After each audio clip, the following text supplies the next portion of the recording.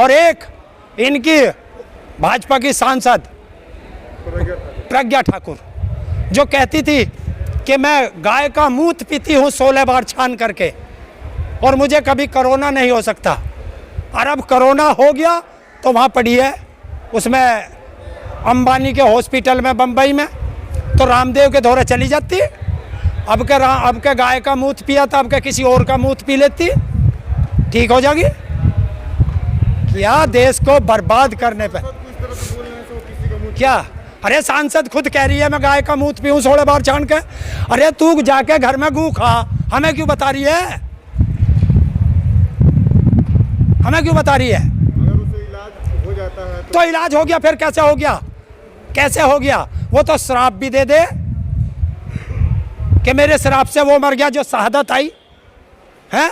वे आतंकवादियों से लड़ते हुए करकरे वगैरह वे शहीद हुए और यो कह रही मेरे श्राप से मर गए। अरे श्राप से मर गए तो सारे जितने हिंदुस्तान के दुश्मन है सबको श्राप दे दे, मार दे, फिर हमारी सेना के जवान क्यों शहीद करवा रहे वहां से? संबित पात्रा ये बोल रहा है कि किसान और कांग्रेसी मिलकर हमारे मोदी जी के छवि को खराब कर। देखिए ये गोबर पात्रा है,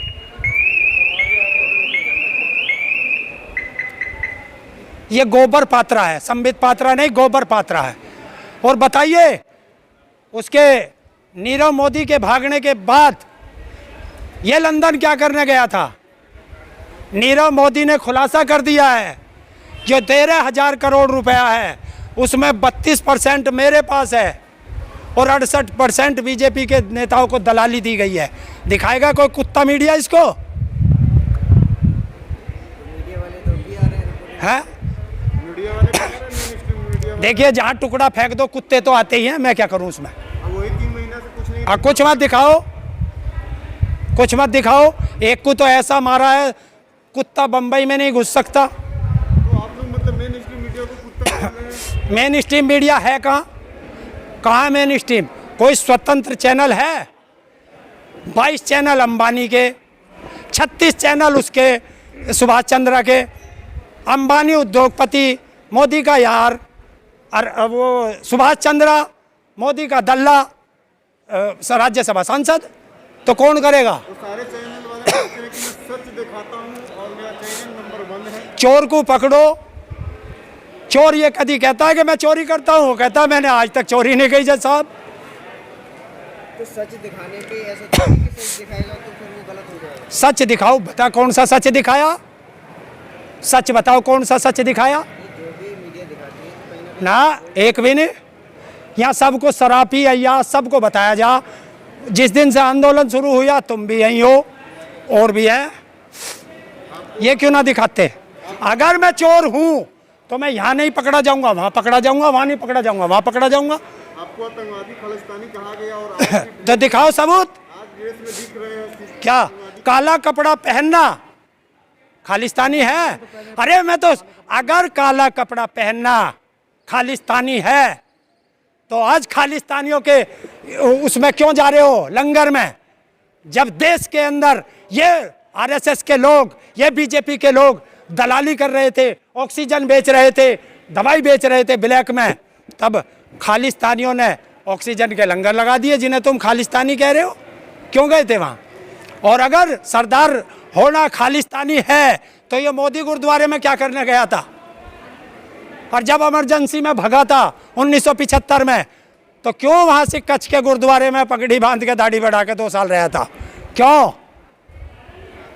उत्तर प्रदेश से खबरें आ रही हैं कि जिन लाशों को गंगा नदी के किनारे बालू के नीचे दबाया गया था, बारिश होने से और हवा चलने से बालू खत्म हुआ तो लाश नजर आ रहा है। उनके कपड़े को भी हटा कर लोग देख रहे हैं, हटा रहा है। कौन हटा रहा है? सरकार हटवा रही है, क्योंकि जिनको अंतिम संस्कार के लिए लकड़ी नहीं दे पाए उनके अंतिम समय का कफन भी सरकार चोरी करा रही है, डूब के मर जाए। अगर हिंदू के नाम पे धब्बा है, कलंक है, अगर योगी हिंदूवादी अपने आप को कहता है, लेकिन सरकार उस कपड़े को, कफन को क्यों मतलब चोरी करवाएगी? तो सरकार ने क्यों उनको अंतिम संस्कार के लिए जगह नहीं दी? क्यों एक एक अंतिम संस्कार में 30-40 हजार रुपया लिया जा रहा है? तो गरीब आदमी क्या करेगा? खाने को रोटी नहीं है, वो 40,000 दे देगा, वो तो मरेगा ही। जो कहते थे कि मैं गंगा का पुत्र हूँ, आज गंगा में लाशें बह रही, वो कहाँ है? ये तुम बताओगे, मैं क्या बताऊंगा? उसकी माँ की गोद में हजारों लाशें बह रही हैं और वो गायब है। वो तो अपना महल बना रहा है, वो तो संसद वो इस तरीके से कर रहा है। जब रोम जल रहा था तो नीरो बांसुरी बजा रहा था, हैं?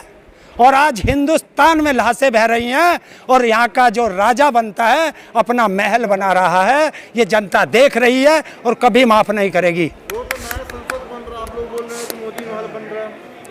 संसद के बराबर में क्या बन रहा है? इस देश को संसद जरूरी है या इस देश को ऑक्सीजन जरूरी है? इस देश को मोदी का महल जरूरी है या इस देश की जनता को दवाई अस्पताल जरूरी है? बताइए, 7 साल में इसने कौन सा अस्पताल बनाया? लेकिन जिस तरह से जनसंख्या बढ़ रही है तो सांसदों की संख्या बढ़ेगी, इसीलिए संसद बनाया जा रहा है। तो जिस तरीके से जनसंख्या बढ़ रही है हॉस्पिटल की भी तो जरूरत पड़ेगी। हॉस्पिटल बनाया 7 साल में? अरे बनाया, पटेल की मूर्ति बनाई, कोरोना काल में ताला लग गया। और देश का क्या, दुनिया का शायद पहला प्रधानमंत्री ऐसा होगा, ऐसा नालायक प्रधानमंत्री होगा जो अपने जीते जी भारत की संपत्ति पे अपना नाम लिखवाता होगा। वो इस स्टेडियम की क्या जरूरत है? उससे पहले, अरे देश को पहले हॉस्पिटल चाहिए। तो क्या हुआ उसमें? स्टेडियम का क्या हुआ? हाँ, बच्चे तो जब खेलेंगे, जब बच्चे इस कोरोना में बचेंगे। ऑक्सीजन अगले ने बेच दी विदेशों में, वैक्सीन बेच दी विदेशों में। और इसने सही कहा था कि मैं तो फकीर हूं, झोला उठा के चल दूंगा। तो फकीर ऐसा ही होता है, अपनी सारी संपत्ति बेच दी और अब कटोरा लेके किसी से ऑक्सीजन मांग रहा है और किसी से वैक्सीन मांग रहा है। तो अपने पुराने धंधे पे आ चुका है, भिखारी पे। वो तो इसलिए उन्होंने कहा था कि कटोरा लेके चल दूंगा, क्योंकि मेरे पास तो मैं धन, देश की मैं कोई संपत्ति में चोरी नहीं करूंगा, इसलिए उन्होंने कहा था। कि चोरी नहीं कर रहे? बताइए कौन सा टीवी चैनल है जिस पर सुबह से शाम तक मोदी के ऐड ना चलते हो? और कौन सा ऐसा चैनल है जो फ्री में चला रहा हो?